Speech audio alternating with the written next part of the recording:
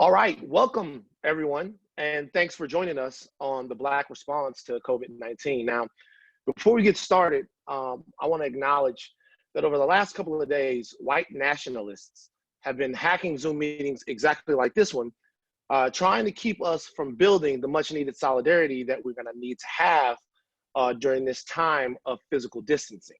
Obviously, it's always their goal to disrupt anything that we're trying to do for ourselves. And we're going to do everything that we can do tonight to keep this event safe. If there are any disruptions, we're going to move to work those disruptions out of the conversation. But if we are unable to, we're going to end the conversation to make sure that we don't disrupt any of you guys' mental space in these very, very difficult times. Now, nothing's going to be able to stop what it is that we're trying to do. Nothing's going to stop our movement. So if that does happen, we're committed to holding our town hall on another platform very, very soon. So nothing's going to stop this message from getting out. We're going to turn our presence into power here, though, because we're going to hold Zoom accountable. You can help us hold Zoom accountable for any of the people that might be running wild on the platform by joining Color of Change's campaign to demand that Zoom keep these meetings safe, just like this, and make sure that our voices don't get silenced. Now, that's out of the way. Always unfortunate. They're trying to do what they do, but we have to do what we do now. I'm Van Lathan, okay? I have unfortunately been through something like this before. You guys might have seen me on television, seen me around different media spaces, but I'm also a native of South Louisiana. In 2005, Hurricane Katrina ripped through my home state and decimated civilization there seemingly instantaneously. So being in a situation like this is very difficult for me, and even knowing what my home state is going through right now, it's doubly different. But I remain encouraged because I know the strength and resilience of Black people. Our people have a history of resilience and power, and this is a moment to remember we've always faced hardships, we've always faced crisis, but we've been able to conquer those things together. That's how we got through it then. That's how we're going to get through it now together. And that is the power of our people. Now, for the last couple of weeks, we've seen as the coronavirus has surged around the world, it's affected all aspects of society. And our lives have been disrupted with physical, emotional, and economic, really, trauma, consequences and trauma to all of us. We're all dealing with these things. It's also exposed deep systemic inequalities that will cause Black communities to be harder hit. That was one of the things that lingered even in New Orleans in 2005. You have a community of people with depressed resources that have a lot of pre-existing conditions because of how putrid the environmental standards and really the standard of living overall there is. And the question is, who cares about those people? We do. We have to care. And that's the conversation we're having tonight. We're going to talk through those issues. We're going to talk about those systems tonight, but we're also going to take and use our power to protect Black people, not in the future after this is over and building new systems, which we have to be dedicated to as well, but right now to make sure we're armed with the intellectual weapons that we need to be armed with right now to make sure that COVID-19 doesn't destroy more than what it has to. Now, while you're tuned in, you got to tweet your thoughts. Join this conversation about this town hall by using the hashtag, the Black Response. That's hashtag THE, capital BLACK, RESPONSE. Now, I said capital B because listen, y'all got to capitalize the B. All right, it's just like, I've seen that before where stuff happens, y'all don't capitalize the B, and I look at you with the side eye. If you tweet Black, you say Black, you don't capitalize the B, it's kind of like having that little R next to a politician's name. I saw looking at you out of the side eye before you even say what you got to say. Capitalize that B because we're capital letter people. Now, we have an incredible group of people, incredible group of panelists that are going to be joining me tonight while we have this conversation. And it's really going to be fantastic. A lot to learn. I hope you guys are ready for it. Rashad Robinson is the president of Color of Change. Under his leadership, Color of Change designs winning strategies to build power for Black communities. in over, oh, excuse me. He now appears regularly in major news media and is writing weekly columns in BET and Blavity to help Black communities take meaningful action during the coronavirus pandemic. We also have Alicia Garza, founded the Black Futures Lab to make Black communities powerful in politics. It's an amazing goal. In 2018, the Black Futures Lab conducted the largest survey of Black communities in over 150 years. Alicia is the co-creator of Black Lives Matter and the Black Lives Matter Global Network, and serves as the Strategy and Partnerships Director for the National Domestic Workers Alliance, the nation's premier voice for millions of domestic workers in the United States. She also is the co-founder of Supermajority, a new home for women's activism. Amazing. We also have Brandi Collins-Dexter. She is the Senior Campaign Director at Color of Change, where she oversees media, democracy, and economic justice campaigns. She's led a number of successful campaigns for accountability, including getting Fox's O'Reilly Factor taken off the air. I should cash app her for that. And getting R. Kelly dropped from RCA for repeatedly abusing girls. I am going to cash app her. I'm gonna send her some money. She's doing good work. Also winning net neutrality protections, pressuring financial companies to pull funding from hate groups, and persuading Disney not to whitewash the features of their character, Princess Tiana. Identity matters, especially for our young girls. Scott Roberts is the Senior Director of Criminal Justice Campaigns for Color of Change. He leads digital campaigners, researchers, and field organizers in rallying support to end mass incarceration, fight the way our society criminalizes Black people, and secure more humane treatment for all those in contact with the justice system. We've kind of seen some of the ramifications of mass incarceration with this particular situation. The prisons are really, really hard hit. There's a lot of brothers in there suffering. Accomplishments under Scott's leadership include making New York the first city in the country to offer free phone calls from jail, and holding Color of Change's Mama's Day bailout, where Color of Change and partners raised bail money to free nearly 150 Black women around Mother's Day. That is an absolutely fantastic, moving, and heartwarming initiative. That is fantastic. Great work.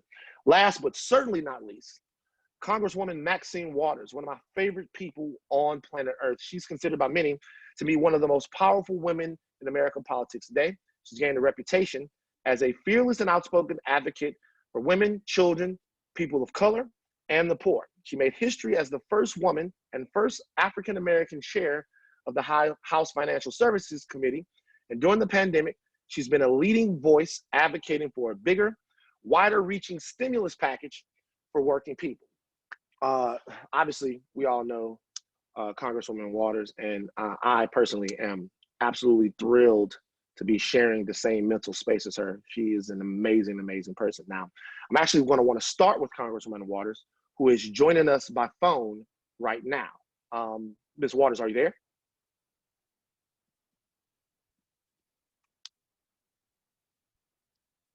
She's not. Okay. We're going to wait for Congresswoman Waters to come on, but we're not going to stop the conversation while she gets here. We are going to transition and maybe talk to the panel about a couple of things. So let's do that. We know that nothing moves without people. So whatever Congresswoman Waters has to say about what's going on in Washington, we know that the major movement is going to come from people. They're on the front lines of this. So my question to Alicia is, what do you feel like the threats are to Black people right now that we might, that we might not be thinking about? And what are the long-term threats that we should be anticipating dealing with COVID-19? Alicia. Well, thank you so much for this. It's a really important conversation, and I hope for the people that are listening, this is a conversation that will reverberate out into your community, tell your friends, tell your family, everything you heard about today. You know, when we think about the Rona, as Black people have dubbed it, I think we have to be mindful that, you know, while we are talking about a global pandemic, we are really, as it relates to Black people, talking about three crises in one. We're talking about a public health crisis, We're talking about an economic crisis, and of course, we're talking about a crisis in democracy. We shouldn't act like things were great for Black people before the Rona hit these shores. The reality is that for Black folks before the Rona, we were dealing with issues of the wealth gap, right? Understanding that Black women, for example, are making on average 35 cents less than their counterparts who are white women, and then certainly less than their counterparts who are white men. We should be aware of the fact that for Black folks who are actively in the economy right now, we have now separated the economy into essential and non-essential workers. That has impacts on our communities. When we did our Black Census project a couple of years ago, what we learned was the #1 issue facing Black communities across the country was issues of being kept awake at night because of low wages that are not enough to support a family. For Black folks who are out here, working in the public health sector or delivering groceries for Instacart, let's be honest, things were not great before the Rona hit our shores. But now that the Rona has hit, Black people are being split inside of the economy into essential work and non-essential work. If you're essential work, some of the questions that of course are coming up for everybody include, am I going to have health and safety protections? If I've got to be the person who doesn't get to stay home or Netflix and stay still, am I going to be safe while I'm delivering groceries or providing services to other folks? For people who are non-essential, we have to remember that means that people are not getting a wage. Black people are already getting less on average. Now we're not getting anything. Black folks are not living by ourselves, right? We mostly have other people in our homes who likely are also not making a wage if they're being deemed non-essential. These are all issues that we have to pay attention to immediately, but I also think we've got to pay attention to the response from lawmakers and politicians. The reality is, in this moment, when we talk about bailing out anybody, the only people that are being bailed out in this crisis are corporations. We have seen a ton of stories of lawmakers who suspiciously sold off stocks before the Rona hit our shores. Oh, what a coincidence. But we are also, we are being led by a president who first thought the Rona was a hoax and therefore didn't do the necessary things to prepare communities who are already unevenly prepared for the crises that we experience every day. And then finally, when we do finally get a bill that is supposed to move much needed resources into our communities, what we find is that the majority of resources that are being moved for CEOs of large corporations who are profiting off the pain that already existed in our communities before the Rona. So those are all the things that I think we need to be paying close attention to as Black folks and as a country, because we all know that as Black folks go, so goes the rest of the nation. Absolutely. Was there anyone else that had any specific thoughts upon that? Anyone on the panel that kind of wanted to just chime in there? Yeah, I mean, I did. Okay. I actually want to speak because of so much of this. You talked about Hurricane Katrina, and Color of Change was actually founded in the aftermath of Hurricane Katrina. And so much of what we're going to do tonight is really try to move people from awareness to action. What Alicia really framed up for us was actually so incredibly important. But what was important about Hurricane Katrina, what's important about so many of these moments, that it's not just the flood that hits us. It's not just the virus that hits us. It's those flood of bad decisions before and those flood of bad decisions after. And it's also the failure of accountability on those leaders who should be doing more. And so whether it's Katrina or whether it's so many other moments, whether it be Flint, whether it be what's happening now, the questions in Katrina were, no one was nervous about disappointing Black people. Government, corporations, media. And when institutions are not nervous about disappointing your community, it doesn't matter what kind of research report you have that illustrates all the facts and figures. It sometimes doesn't even matter what you do in the courts. You need people power. You need everyday people willing to stand up and take strategic action. And so what we're hoping to do tonight and what we're hoping to invite you all into is a set of campaigns for people to take the type of strategic campaign that forces institutions to be nervous about disappointing our community. Because right now, there are New Orleans during Hurricane Katrina's happening all around this country. And if you're not living in a place that maybe be getting hit hard, like New York City or Detroit or places in California or many of the other places that are being hit hard right now, know that this disease is coming. And in many places around the country, it's going to be coming to places where political leadership is already in place and focused on making life hard for Black people. Yeah. Places in the South where folks are already dealing with folks who ignore us and ignore our demands. And so the work to hold corporations accountable, to hold media accountable, and to hold government accountable is what we're going to be talking about tonight, and hopefully inviting you all into actions that you can take to translate this moment into something more. Now let's talk about that a little bit, because harkening back to the lessons that we learned then, I was in a situation in a community where it was very hard to organize or move forward in the immediate aftermath after that, because we were in survival mode. We were thinking about how we were going to put our hands around each other and how we were going to make sure that we rebuilt those communities. We're in a similar situation now where people are getting into survival mode. They're losing jobs, they're losing income, people around them are getting sick. What is going to be the new reality like around elections? How do we protect democracy? How do we leverage our power? How do we stay organized and enthused while coming out of something like this and going through it? That's for Rashad. I mean, a couple of things that I think are really important. First and foremost, we have to depend on each other in deep ways, and we're going to have to find ways to rely on each other. We know that this is April 1st, and that means that rent is due for a lot of people. Bills are due for a lot of people, and folks are not going to be able to sort of get the type of resources they need to be whole. And so right now we are running a campaign to build more power around universal basic income. The fact of the matter is corporations, like Alicia said, always get bailed out in these moments, but the people need a bailout. And we need universal basic income that's gonna be at the scale, the type of resources that families need, that actually gives people in certain parts of the country that have higher expenses the money they need to fully pay, and is designed to actually be flexible enough, that recognizes the difference between wealth and income, and so many different ways in which some families have been able to accumulate great resources in this country and others haven't. And it's not an accident. You know, we've been getting a number of stories from our members all around the country. We heard this one story from one of our members who talked about the fact that she's a single mother and her parents did a lot of work to help take care of her children, and now they can't see those kids. Yeah. She said something that was really powerful and it stuck with me. And I think it's just important that we remember as we work to fight down and take on campaigns that are going to be powerful. She said, I think that people have forgotten about me and people like me.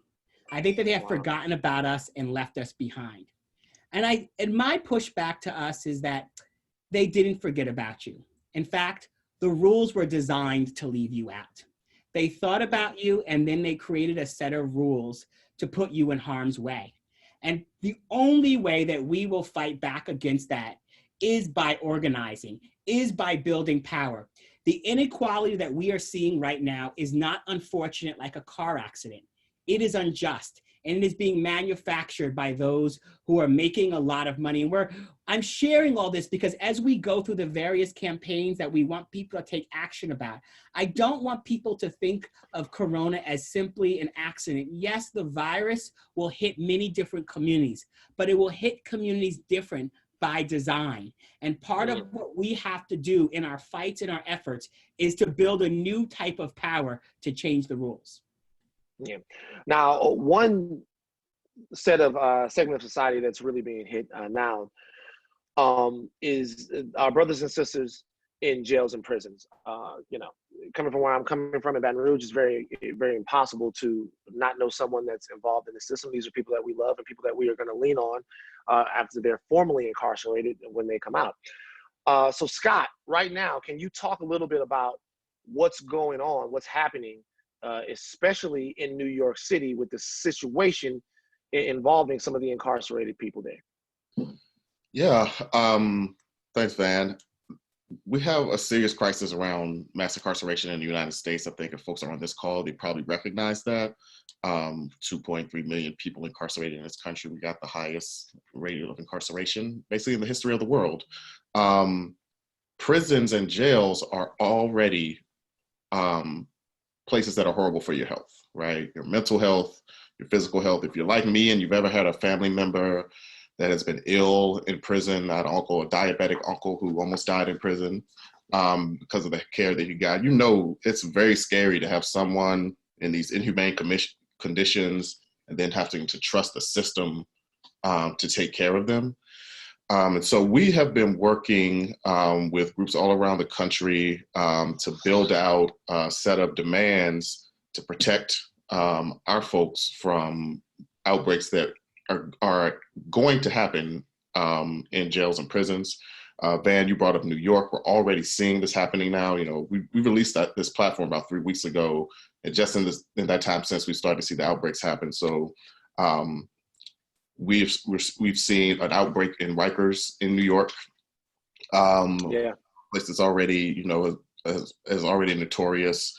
Over 100 folks in the Cook County jails, that's Chicago, have been diagnosed. One of the scarier places, Michigan, there's 74 folks in the Michigan prison system that have been diagnosed.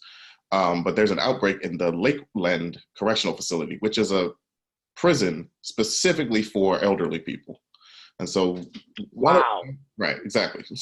That's this place that probably should be empty right now when you think about it. Yeah, well, without a doubt. Right. We're calling for the release of people who are in high-risk categories, particularly folks who are older, who are sick.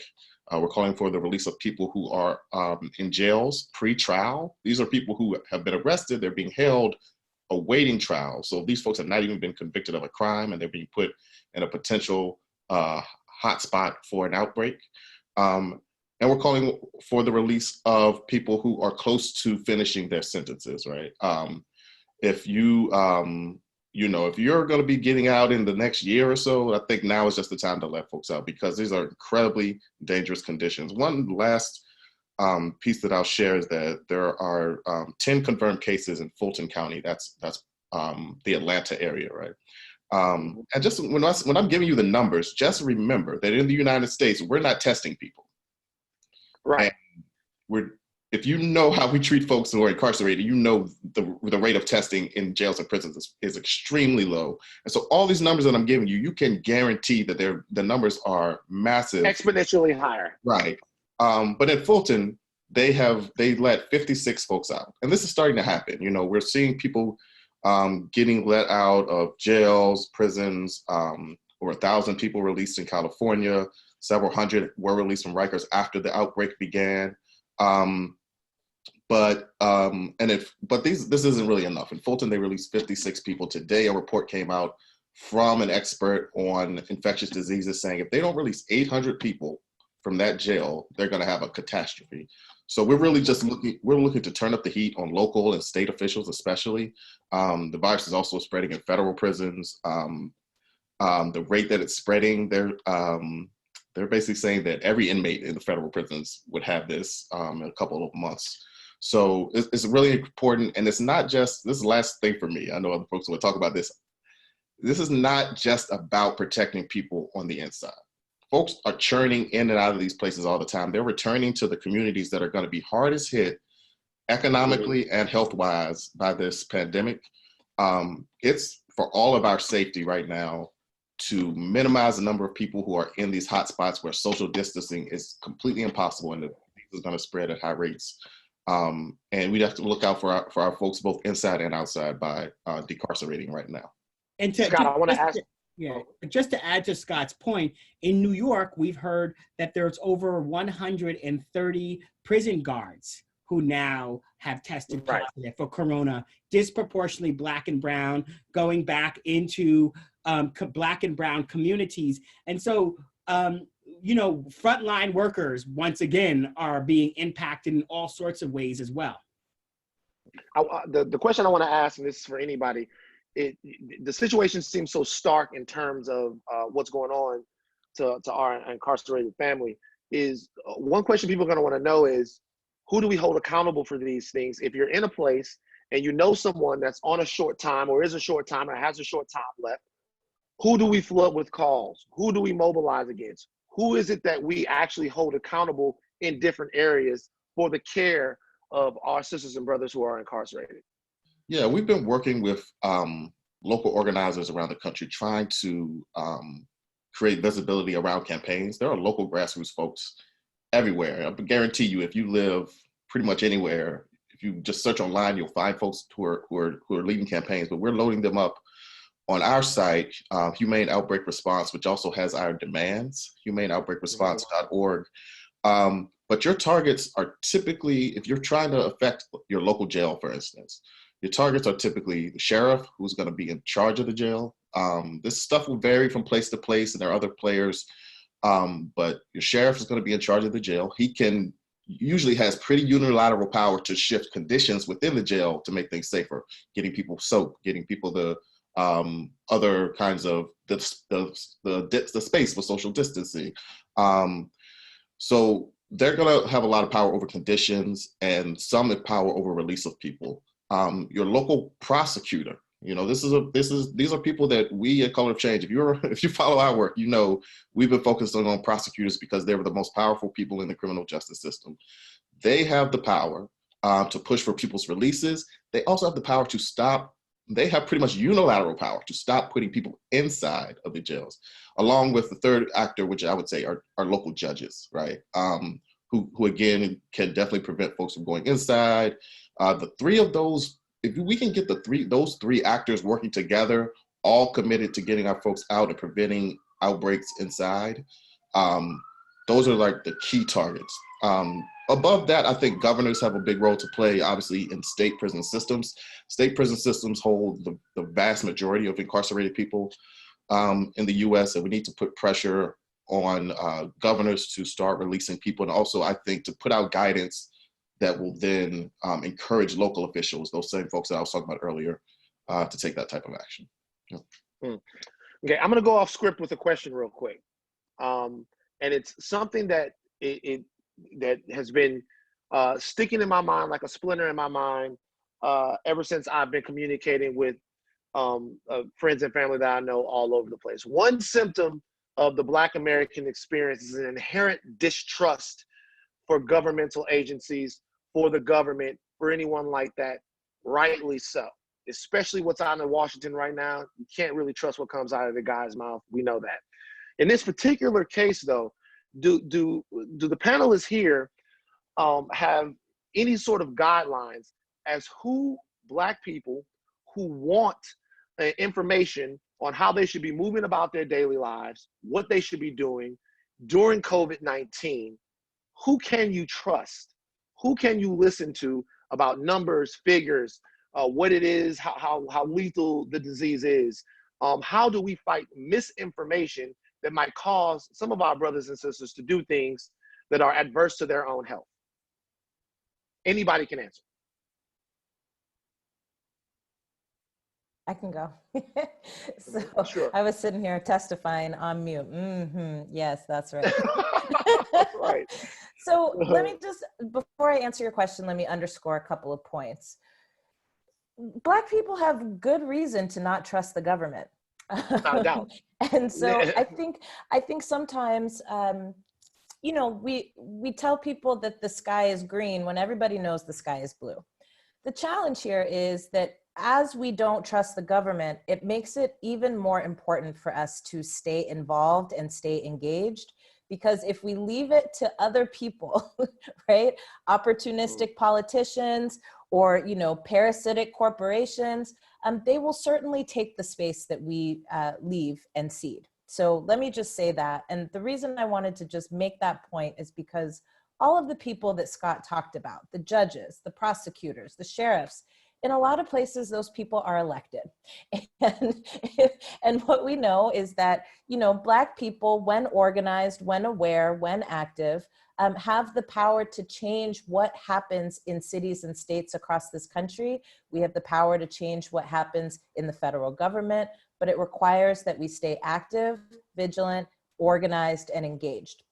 So if you're somebody who's trying to figure out what information should I be listening to, I really want to encourage you to join an organization like Color of Change. I want to encourage you to join an organization like ours that is really focused on making sure that we make Black people powerful in every aspect of our lives. Organizations like Color of Change spend a lot of time, and I'm not paid by Color of Change, so I'm telling you this because I really rocks with this organization. I do not get no check from Color of Change, okay? I like the people, but I also really like the work. So let me just tell you, as Alicia Garza, why I really rocks with Color of Change. Number one, I think what is important for us to be able to do right now is to not be isolated. When we are isolated is when we can go down rabbit holes that don't make no sense. The reality is, as you are staying home to protect your health and the health of other people, it's really easy to go down a YouTube rabbit hole. It's really easy to go down a Reddit rabbit hole. And I want to encourage you not to do that. I want to encourage you to become a part of an organized effort where people are doing research every day to find out what is fact and what is fiction. Color of Change is an organization that is doing work every day to talk about what do Black people need to know about what's going on right now, how it's going to impact us, but also what we can do to change it. I know, and Rashad can talk more about this, that Color of Change is doing partnerships with BET and Blavity, where every Monday putting out information about what's going on around this crisis that is impacting Black people today.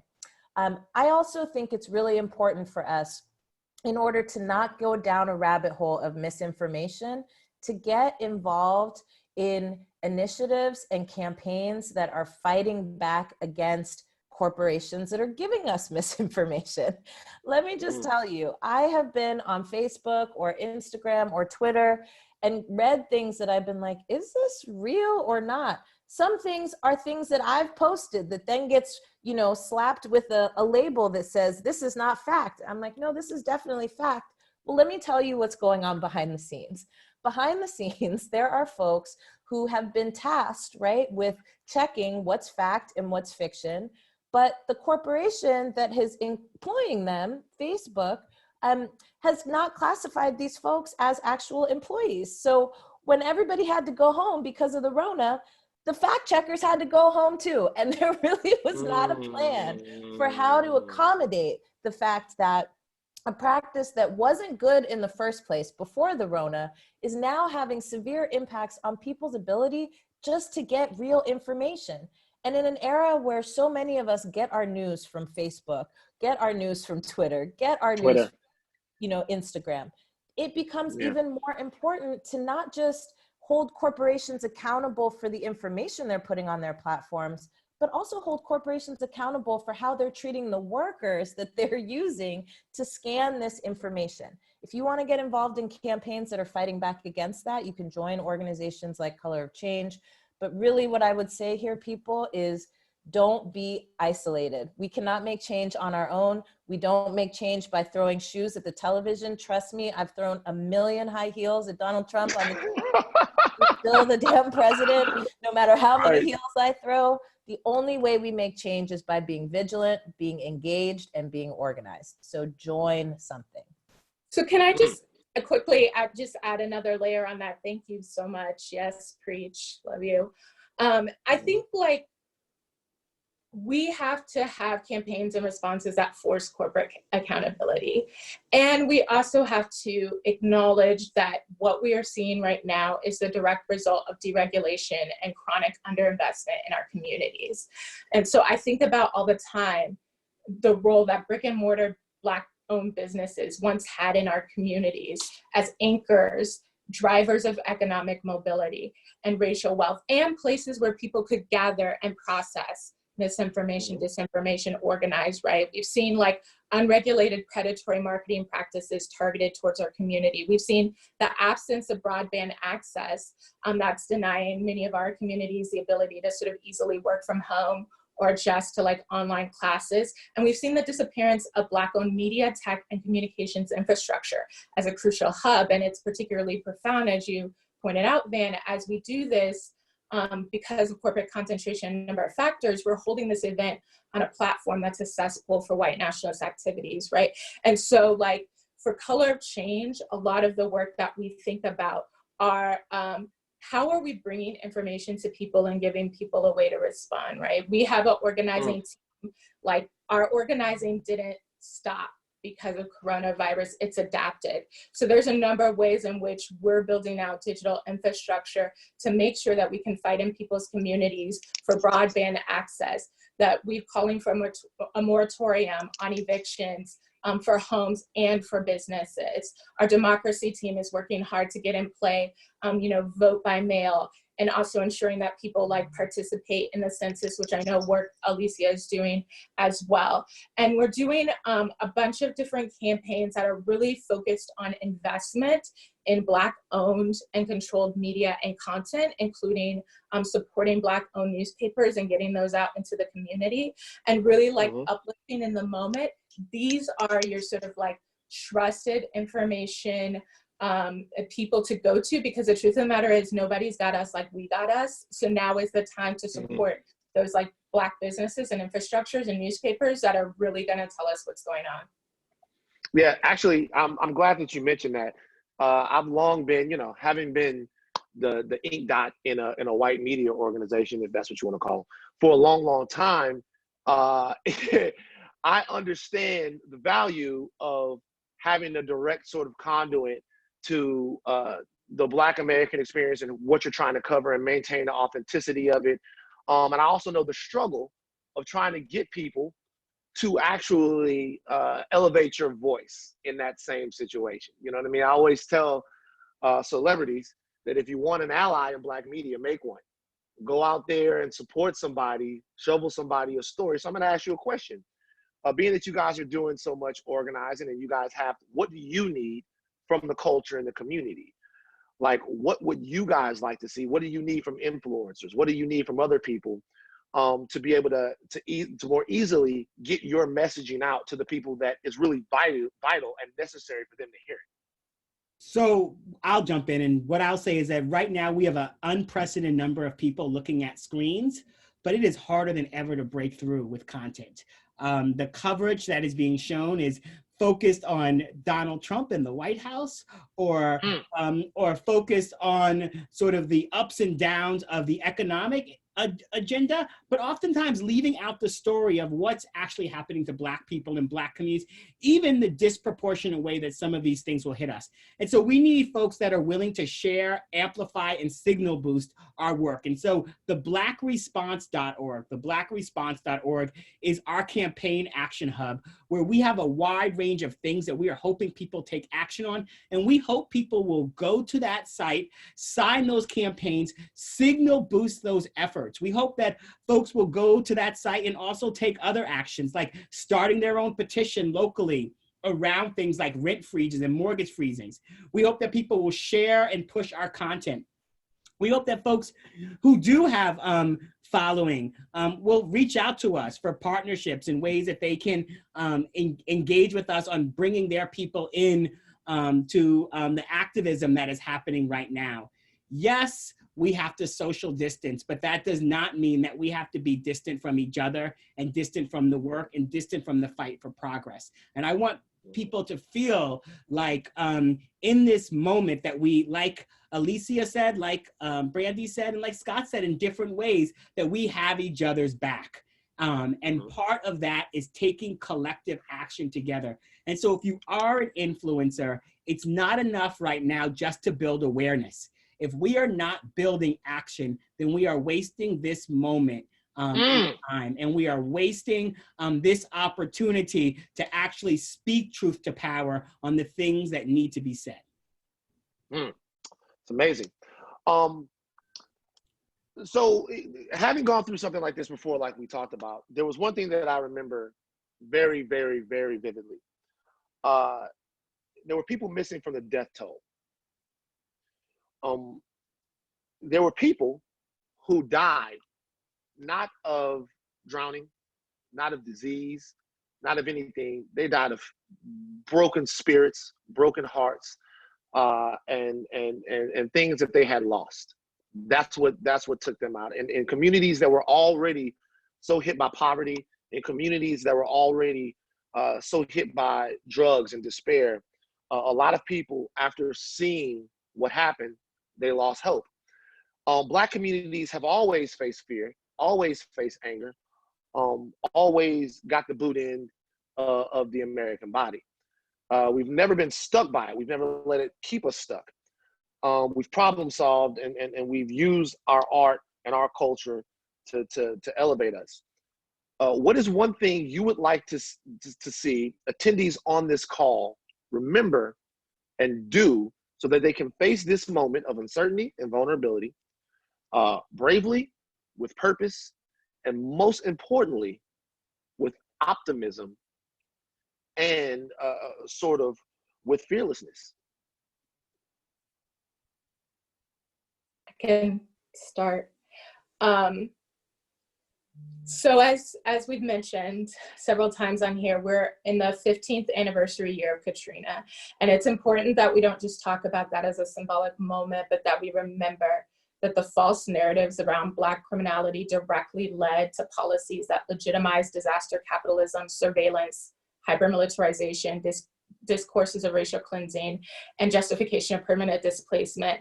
And yet we know, right? We know that's not, we know what the media and other people tell us who we are, that's not who we are. And so like I wake up inspired thinking about the stories of people like Alicia, the 19-year-old in Chicago, who's using Google Forms and social media to get food to elders in her community. The people like the editors at the LA Sentinel and other historically Black-owned newspapers who, despite losing revenue as we speak, are dropping their digital paywalls and still moving things to print to get things to people's communities. And I think of Sharif Abdul Malik, CEO of We Buy Black, who's making sure that as people try to get hand sanitizer, toilet paper, and other goods, they can be linked to small Black-owned businesses to make sure that those goods that they purchase can go towards keeping us physically and economically healthy. So I'm gonna cheat a little bit and say I have two as. I want folks on this call to really embrace who we are and how we support each other in this moment, and wherever possible, support Black-owned to produce technology, content, and businesses, even if it takes you a little longer to find them. I think it's so important in this moment, and that's the work we continue to do. And then I'm gonna ask you if anything any of us said moved you tonight. I know I feel moved. I'm gonna ask folks to maybe reach out to 5 people in your network who may not be familiar with Color of Change and ask them to sign up and receive information around our campaigns and work. Go to Black Futures Lab too, because this work that we're doing is so important and we're fueled by your engagement and pushing that forward. Thank you. Absolutely.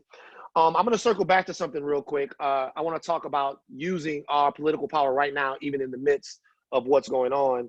The census is having I can't get anybody from back home to care about the census. It's so crazy. Like, fill out the census, dog. Like, I'm talking right to you, to my brother. I know that you're watching this. Dog, fill your census out, man. We need you guys. We need all that money to come in. I want to talk about how you keep people engaged, Rashad, if you're there, in democracy now. Like, talk about some avenues that we have to democracy.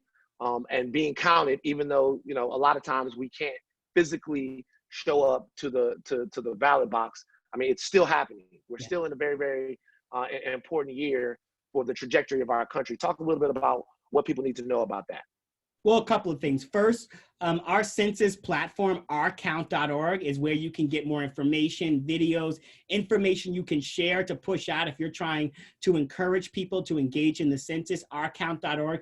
You can also make your own video about why the census is important to you and your community. But if you're wondering why it's important, it's how resources are decided in terms of what is distributed to communities. Everything from health and wellness and how many hospitals get built, to how much political representation, how much resources our communities get around schools, and so much more. That is decided. It allows us also as a organization, the civil rights, racial justice organization, to fight back and push back when we aren't denied our full participation. If there's an accurate count, we have much more power to fight for the accurate resources that our communities need and deserve. So go to ourcount.org, but make sure you fill out the census. It takes about 5 minutes online, and it's your opportunity to do something for everybody else. We are our brothers and sisters keeper in this moment, and our count in the census will be only as strong as each one of us take it. The other thing we've got to do is that You know, I don't talk about voting for the sake of voting. Voting for us is not about getting politicians jobs, but about making people's lives better. It's about showing up to the polls so we can get the best person in office, so that then we can turn around and hold them accountable to force them to do things that we need them to do. This is not about electing a leader or a messiah. This is about the strategic future of our community. And so I just want to be very clear about this, because sometimes we may not like all the people at the top of the ballot, and we have to make strategic choices. But if 2016 is any recognition of the sort of role of strategic choices, I think the moment we are in right now is a pure example of why showing up to the polls and casting a vote is so important. You know, I live in New York City. I live actually by a police station and a fire station, and I hear sirens nonstop right now. It's really quiet in New York, except for these sirens up and down the streets as our hospitals fill up. And every night around 7 o'clock, people come out and they cheer essential workers. It's actually a beautiful, moving thing. You hear the voices and the cheers, and it is incredibly heartwarming. Oftentimes cheering for people that we didn't fight for to get $15 an hour, and we didn't fight for to get living wage and healthcare and so many other protections. We are cheering for healthcare workers, and we're cheering for folks who are taking care of the most vulnerable, who have oftentimes been left vulnerable at the workplace. And so I actually just want to implore all of us, whether it's at the ballot box or whether it's through our activism or whether it's when we take the census, that we translate the presence into power. We translate this presence of this moment, the cheering that we are doing, the gratitude that we are expressing, to actually something that is clear and strategic. And that means our vote. That means our voice on the census. That means our advocacy and our effort to stand up and push and fight for a better tomorrow, because we are going to be the people that write our own story for liberation, not anyone else. And that is going to be how we translate presence into power in this moment.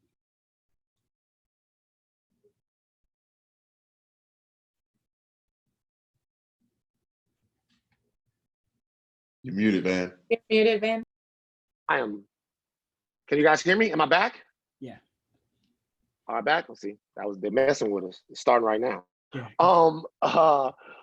No, but something that struck me as very important is what you just said, is that you're not electing a king. You're not putting somebody up there so they then worship them for another 4 years. What you're doing is you're putting someone in place so that they can deliver on promises that they made to you. And if they don't, you should hold them accountable. Black Americans have to be part of that process if we're going to get what we need.